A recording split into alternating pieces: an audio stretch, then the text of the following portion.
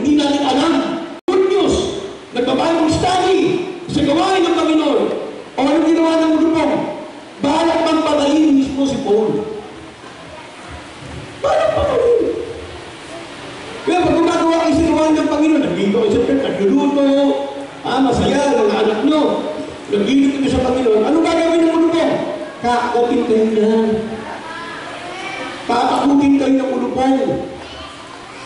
Sabi ang tingin ninyo, kung ako'y nagtituro, ano sabi niya?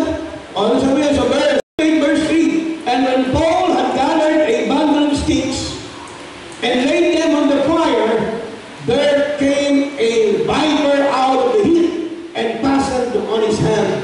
See? Nagmamadali. Talagang gusto patayin. Ganyan. Ang diablo, gusto niya maging inutil ka sa gawain.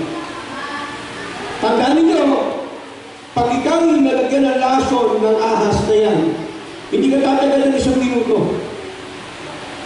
Mamamatay ka. At tandaan nyo, ang diablo, ang gusto niya sa atin maging inutil sa gawain. Tignan na, makinig kayo. Tignan mo yung mga napinsala ng poison. Ng laso ng ahas. Diba namamatay? Tignan mo yung mga Kristiyanong na poison ng ahas. Hindi na makapagpahal. Wala na gawain eh. Patay yan. Hindi na nagsisimba. Wala yan. Hindi na rin yan nagkikitin.